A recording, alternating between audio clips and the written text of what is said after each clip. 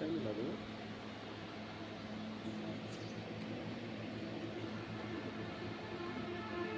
अब मैं बना। हेलो एंड वेलकम साथियों, मेरा नाम प्रकाश चंद्र भील है और आपने देखना शुरू किया है प्रकाश आदिवासी न्यूज़ फिल्म। मैं आज कोचिंग सेंटर आया हूँ। कोचिंग सेंटर का नाम है आदिवासी एकलव्य कोचिंग संस्थान, सोमनाथ चौराहा, राजसमंद। और कोचिंग सेंटर के बारे में आज आपको जानकारी देंगे। राजसमंद में एक बेहतरीन सेवा यहाँ पे कोचिंग सेंटर के द्वारा दी जा रही है। आज हम कोचिंग सेंटर का स्टूडेंट का भी इंटरव्यू लेंगे और जो यहाँ पे टीचर पढ़ाई करवा रहे हैं, जिन कोर्सों की तैयारी की जा रही है उनसे भी हम बात करेंगे, रूबरू कराएंगे। आप हमारे यूट्यूब चैनल पर बने रहें। आपका शुभ नेम मैडम? किंजल सोना। आपने कहाँ तक कौन सी डिग्री कर रखी है? मैंने बीएससी कर रखी है, एमएससी मैथमेटिक्स कर रखी है एंड बीएड कर रखी है। तो अभी आप किसकी तैयारी करा रहे हैं? यहाँ पर रीजनिंग के टॉपिक्स की तैयारी हो रही है बीएससी के, और यहाँ पर और सब्जेक्ट भी स्टूडेंट्स पढ़ रहे हैं, हिंदी, जीके और जो भी। कुछ करूँ? तो अभी सभी स्टूडेंट को नमस्ते। नमस्ते। सभी कैसे हैं? अच्छे। अच्छा, आप यहाँ कोचिंग ले रहे हैं, यहाँ पे कोचिंग का आपको शुल्क देना पड़ता है क्या? नहीं। कोई शुल्क नहीं है? नहीं। निःशुल्क चल रहा है। हाँ। अभी हमें किसी स्टूडेंट से बात करनी है, तो आप आएंगे? जी, आप पुश कर दो, वो आए तब तक। हिंदी और तो मैं आपसे जानना चाहता हूँ, हिंदी और सामान्य ज्ञान कौन से टीचर पढ़ाते हैं? हिंदी और सामान्य में बब्बू राजी से पढ़ा है। कितनी बजे पढ़ाते हैं? अभी 10 बजे आ जाते हैं। जी, ठीक। कोचिंग का अपना जो टाइमिंग रहता है ना, वो क्या टाइमिंग रहता है? 10 से 2 बजे तक। 10 से 2 बजे। धन्यवाद, आप बैठिए। संस्थान में किसी प्रकार की कोई समस्या हो तो आप बताएं और अपन बेहतर क्या कर सकते हैं।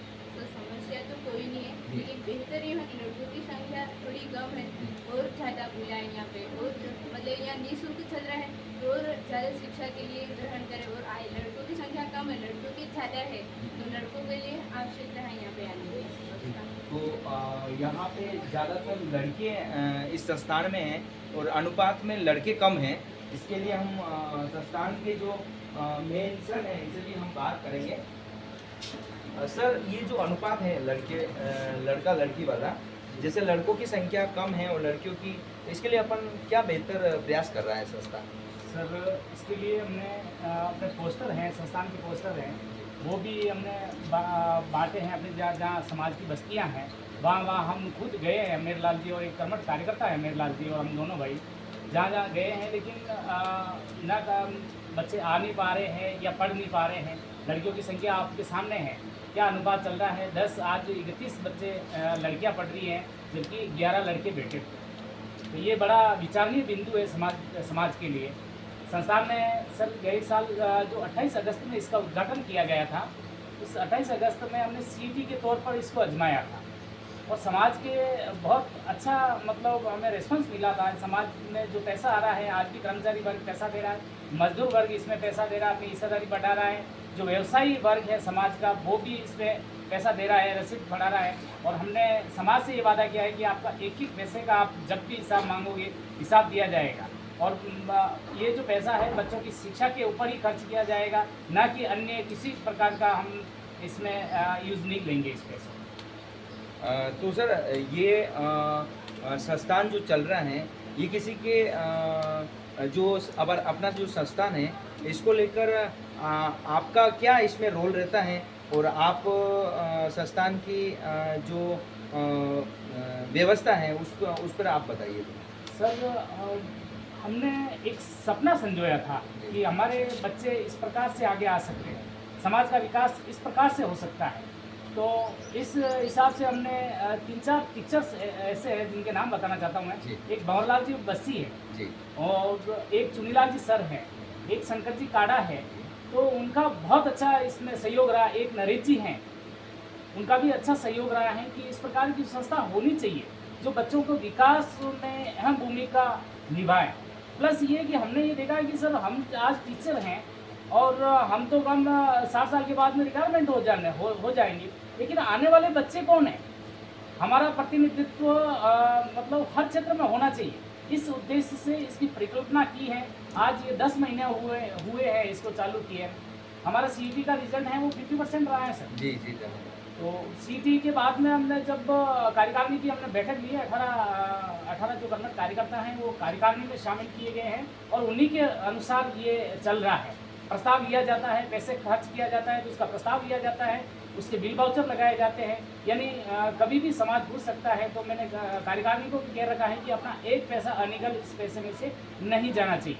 आज आप देख रहे हो सर कि हमारी 1 बजे के बाद में, यानी मैं टीचर हूँ, 8वीं तक मैं HM हूँ, उसके बावजूद भी मेरी जिम्मेदारी वहाँ तो है, लेकिन यहाँ पर भी मेरी जिम्मेदारी बढ़ गई। 1 बजे के बाद में मुझे यहाँ आना पड़ता है और जहाँ तक जितना हो सकता है मैं इन बच्चों को, मेरे समाज को कुछ देना चाहता हूँ। आज ये मकान बना हुआ है, इसका सर मैं भाड़ा नहीं ले रहा हूँ, ये मकान अपना पर्सनल है।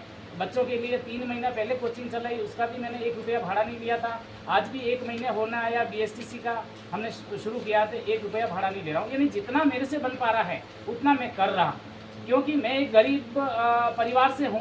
मैंने कैसे पढ़ाई की है, मुझे पता है कि कितनी समस्याएँ आती हैं। धन्यवाद सर।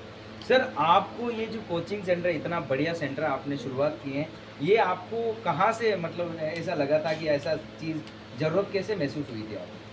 सर मुझे जयपुर जाने का मौका मिला था। मेरा बच्चा स्प्रिंग बोर्ड में जब मैंने कोचिंग में दाखिला कराया था तो वहाँ मैंने सोचा था कि एक बिल्डिंग में, मतलब एक अपार्टमेंट में 50-50 हज़ार बच्चे पढ़ रहे हैं और अधिकतर का जो बच्चों से मेरा परिचय हुआ वो सब अपने मीणा बंधु थे।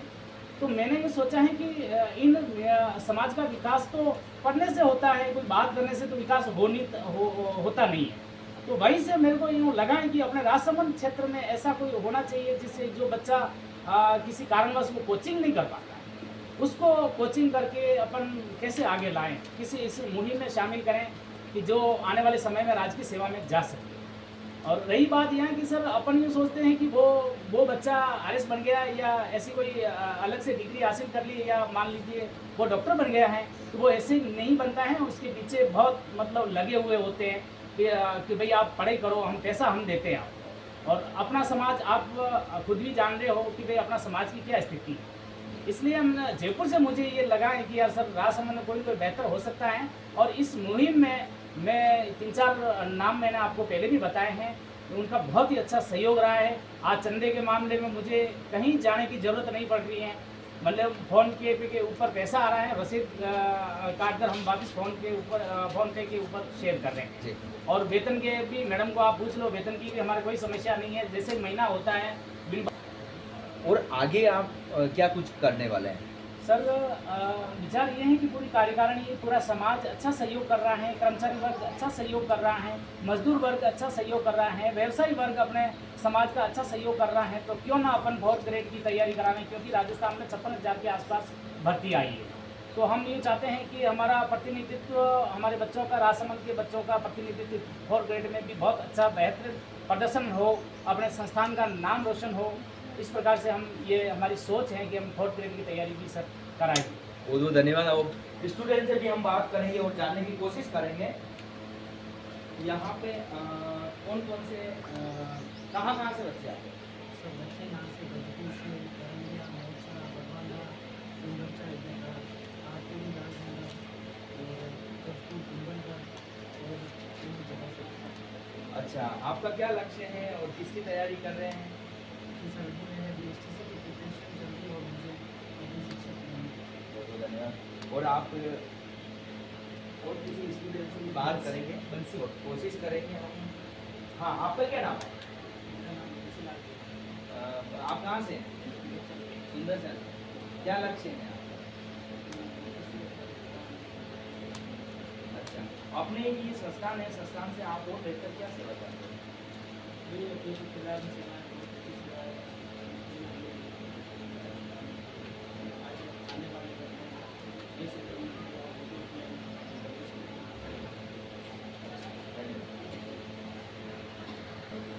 कुछ बच्चे हैं जो यहाँ पे प्रशिक्षण ले रहे हैं, उनसे भी हम बात करें। आपका क्या नाम है? आप आइए। क्या नाम है आपका? यहाँ संस्थान में आप आकर आप कैसा महसूस कर रहे हैं? आपको किसकी तैयारी चल रही है?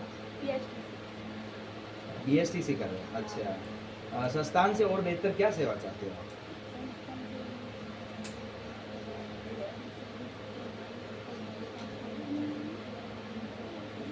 अच्छा, यहाँ पे जो बच्चियाँ नहीं जुड़ पाए हैं, जो बच्चे इधर उधर घूम रहे हैं, जैसे उनको इस संस्थान से जुड़ने के लिए क्या मैसेज देंगे आप?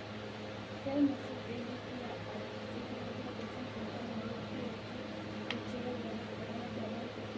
और अधिक से अधिक बच्चे आगे शिक्षा को आगे बढ़ाने के लिए अपनी धन्यवाद। आज बेटा थोड़े से लेट कर रहा हूँ मैं, वो तुम्हारे कारण ही हो रहा है।